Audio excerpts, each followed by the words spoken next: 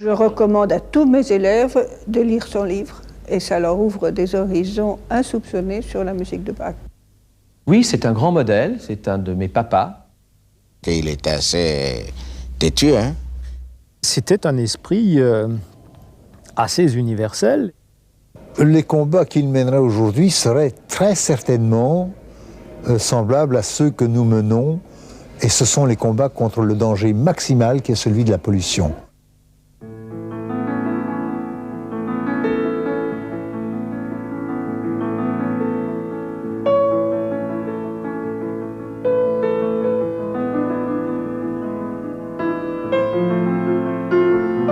Hier, aujourd'hui, demain. Albert Schweitzer n'a pas uniquement été le premier médecin du monde. Depuis Kaysersberg, la ville du Haut-Rhin où il est né en 1875, son rayonnement couvre le monde entier, dans des domaines aussi variés que la musique, la théologie, la philosophie. Certes, des centaines de milliers de personnes visitent chaque année la cité viticole, mais souvent, sans se soucier de l'étendue de l'œuvre d'Albert Schweitzer. On commence seulement à percevoir toute la richesse contenue dans son parcours. La genèse de ce cheminement se trouve dans ce presbytère de Kaysersberg. C'est là qu'est né Albert Schweitzer. C'est là que ses parents lui ont donné le levain qui fera de lui le prix Nobel de la paix. Moi, je crois que même s'il y a des idées de Schweitzer qui aujourd'hui sont critiquables, au moins elles posent question. Par ailleurs, je crois que Schweitzer est un homme d'avenir. Tout ce qui est non-violence, tout ce qui est nucléaire, tout ce qui est relation avec la nature, hein, mais tout ça, Schweitzer est d'une actualité flagrante. Hein, et je crois qu'il est incontournable. À Gunsbach, où son père a été nommé pasteur lorsqu'il n'avait que 5 mois, Albert Schweitzer a vécu une jeunesse heureuse. Le sentiment d'être un petit privilégié l'a pourtant perturbé très tôt. Autre choc psychologique, un jour, ses camarades de jeu s'étaient mis en tête d'abattre des oiseaux avec des frondes. Le petit Schweitzer avait accepté de les accompagner, mais au dernier moment, il avait fait fuir les animaux. C'est dans la conjonction de son sentiment de culpabilité et dans son horreur de la souffrance qu'il faut rechercher l'origine de la dimension fondamentale d'Albert Schweitzer, la philosophie du respect de la vie. Albert Schweitzer raconte lui-même son cheminement. Peu à peu, se forma en moi la conviction inébranlable que nous n'avons le droit d'infliger la mort ou la souffrance à un autre être que lorsque nécessité impérieuse nous y contraint. Nous devons tous être pénétrés de l'horreur qu'il y a à faire souffrir et à tuer par insouciance. Mon père a toujours dit que sa plus grande contribution était sa philosophie. Et je trouve aussi c'est ça, l'idée du respect de la vie qui est à la base de son œuvre et qui a trouvé sa réalisation concrète dans l'hôpital. Cette idée est pour moi le message le plus important de mon père. Et nous en avons besoin plus aujourd'hui que... probablement plus aujourd'hui qu'en 1915, quand la première fois il a parlé de ce principe. Il a prôné un changement de mentalité de la part des gens, en disant ça ne peut pas continuer comme ça. Un appel à la raison aussi. Il disait nous avons fait de si grands progrès sur le plan technique, mais sur le plan moral, nous devrions réfléchir un petit peu plus et faire davantage de progrès. Je crois qu'on peut appliquer ça à peu près à toutes les questions actuelles qui se présentent. Et je pense que si les gens, les hommes, les humains de notre planète étaient convaincus de ça, on n'aurait pas nécessairement abouti à la crise du Golfe ou autre.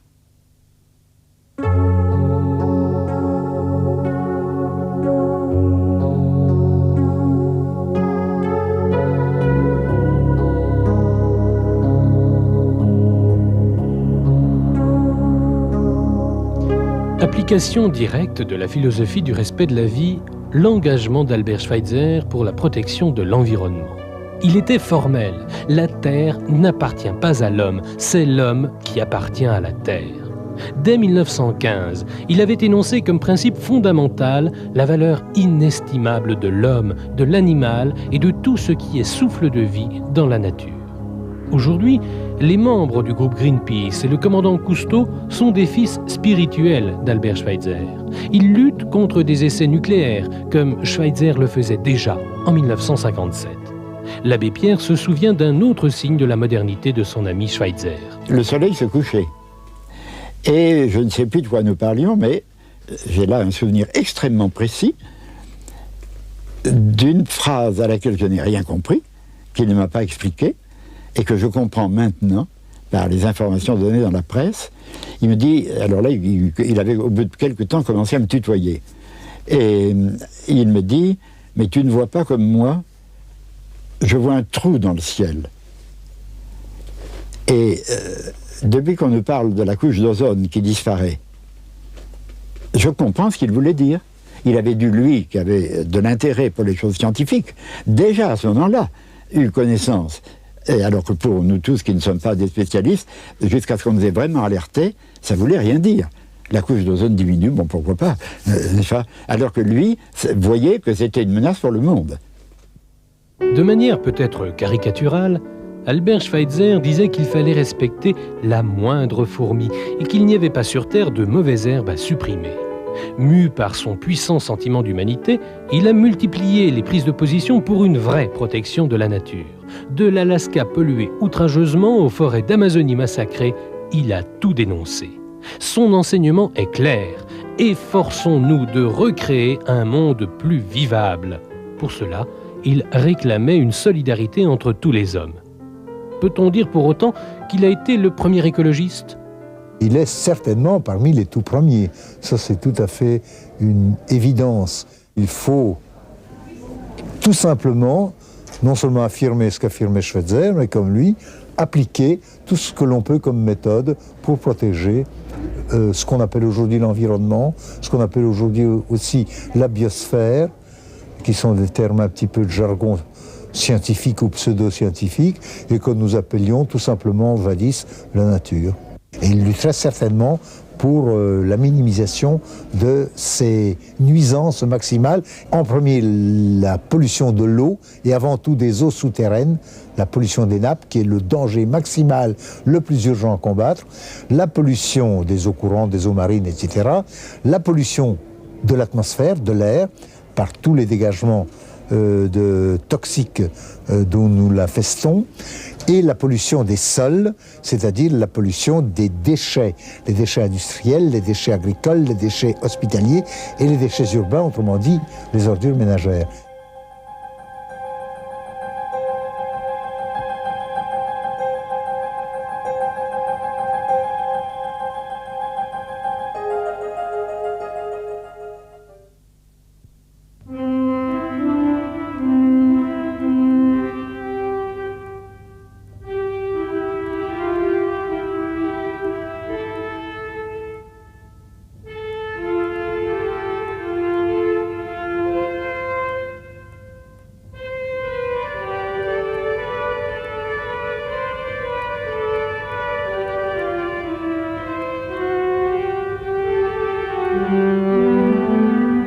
Le plus remarquable, c'est qu'Albert Schweitzer avait plusieurs cordes à son arc. En même temps qu'il se battait pour protéger la nature, il était un pianiste et organiste qui faisait autorité. En authentique alsacien, Schweitzer fut le trait d'union entre la culture musicale allemande et le monde musical français.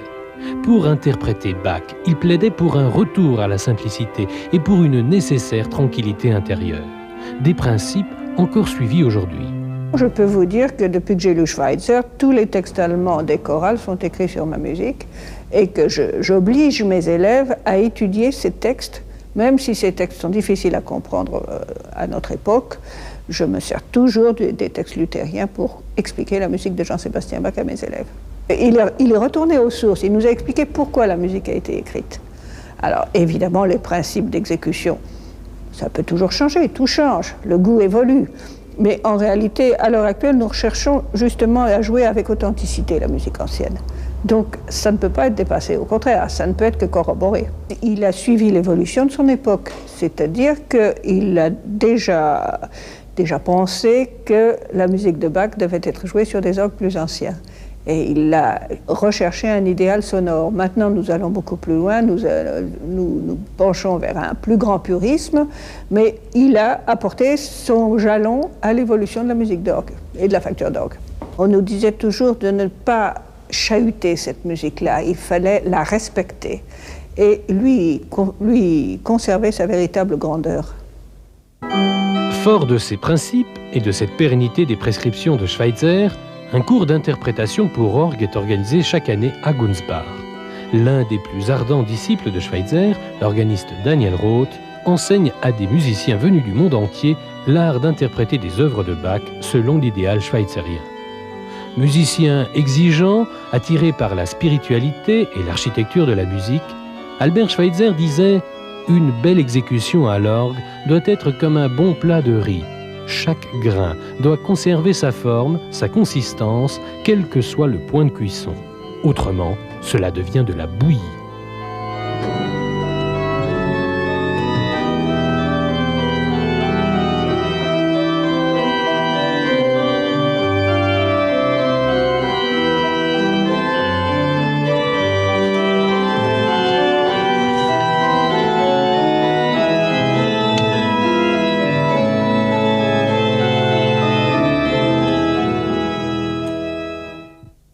La preuve est faite. Albert Schweitzer reste un personnage actuel. Pas question de le ranger au rayon des souvenirs.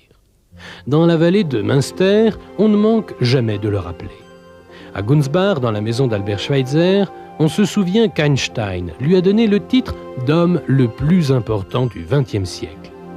On indique aussi, à qui veut l'entendre, que les Américains citent Schweitzer parmi les personnalités mondiales les plus connues. Autre chiffre significatif, 52% des personnes interrogées dans un récent sondage d'opinion ont désigné Schweitzer comme un exemple à suivre. Pour les plus fidèles défenseurs de l'œuvre d'Albert Schweitzer, c'est une belle satisfaction. Lorsqu'ils se retrouvent à Gunzbach, c'est aussi l'occasion d'évoquer les différents aspects de la personnalité du grand docteur Blanc. On voyait que ça lui était extrêmement pénible de céder une parcelle de son autorité. Schweitzer était un personnage très autoritaire. Un jour, il m'a lancé le tablier à la figure. Mais je sais que c'est par amour. Tout ce qu'il a fait, c'était par amour. Donc, et on savait distinguer, même dans la discipline, même dans la sévérité de Schweitzer, on savait quand même reconnaître les intentions profondes.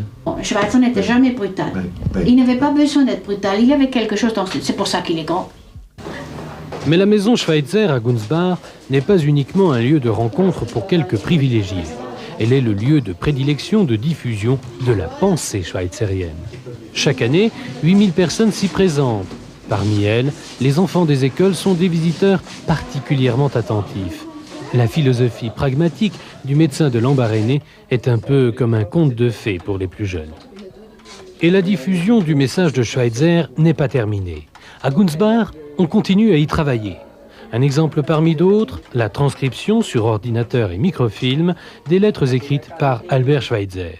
Au total, le prix Nobel de la paix a écrit au cours de sa vie plus de 10 000 lettres. Il a entretenu une longue correspondance avec les personnages les plus connus de son époque. Tout est classé, répertorié. Et il ne se passe pas une année sans qu'un nouveau colloque, une nouvelle étude ne soit engagée quelque part dans le monde sur Albert Schweitzer. Je pense que chacun qui recherche quelque chose dans la vie spirituelle, dans l'homme de Schweitzer, peut trouver quelque chose pour sa propre vie. Je ne sais pas, vous savez, les gens, ils cherchent quelquefois un tas de choses.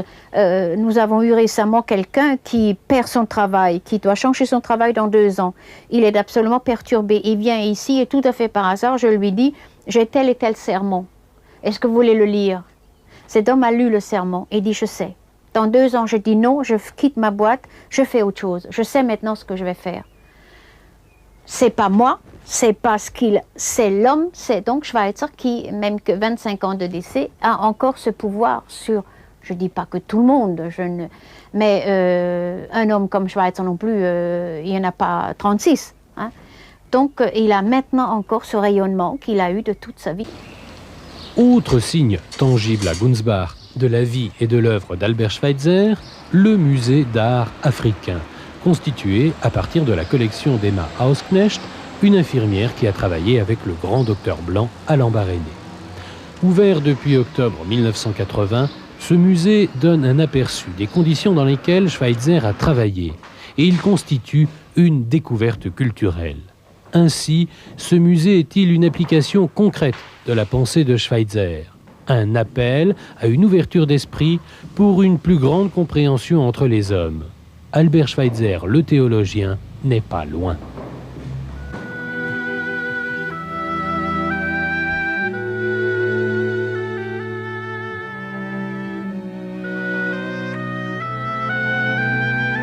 Le centre culturel de Kaysersberg est guidé par la même motivation, faire connaître et continuer à démontrer que le prix Nobel de la paix est un exemple pour notre temps. La commune de Kaysersberg, par son engagement et son jumelage avec Lambaréné, montre le chemin à suivre. Dernier exemple en date, un projet d'extension du musée Schweitzer. Pourtant, bien des choses restent encore à faire. Le constat est là, un peu amer. Albert Schweitzer est mieux connu en Asie, dans les pays de l'Est ou en Amérique qu'en France. Albert Schweitzer reste le plus authentique humaniste de son temps. Il s'est refusé à désespérer de l'homme, convaincu que l'esprit est capable de créer une nouvelle mentalité. C'était le sens de son discours lors de la remise du prix Nobel de la paix en 1954 à Oslo. Dans cet esprit d'amour généreux et fraternel, il est aujourd'hui plus présent que jamais. L'homme est devenu un surhomme. Il est un surhomme parce qu'il ne dispose pas seulement des forces physiques innées, mais parce qu'il commande, grâce aux conquêtes de la science et de la technique, aux forces latentes dans la nature, et qu'il peut les mettre à son service. Mais le surhomme souffre d'une imperfection funeste de son esprit. Il ne s'est pas élevé au niveau de la raison surhumaine qui devrait correspondre à la possession d'une force surhumaine. Il en aurait besoin pour mettre en œuvre cette énorme puissance uniquement à des fins raisonnables et utiles, et non destructrices et meurtrières. Pour cette raison, les conquêtes de la science et de la technique devinrent funestes plutôt que profitables pour lui. Le surhomme, à mesure que sa puissance s'accroît, devient de plus en plus un pauvre homme. En nous résignant sans résistance à notre sort, nous nous rendons coupables d'inhumanité. Ce qui importe, c'est reconnaître tous ensemble que nous sommes coupables d'inhumanité. L'horreur de cette expérience doit nous arracher à notre torpeur pour que nous tendions nos volontés ou nos espoirs vers l'avènement d'une ère dans laquelle la guerre ne sera plus. Cette volonté et cet espoir ne peuvent avoir qu'un seul but, atteindre par un nouvel esprit cette raison supérieure qui nous détournera de faire de la puissance qui est à notre disposition un usage funeste.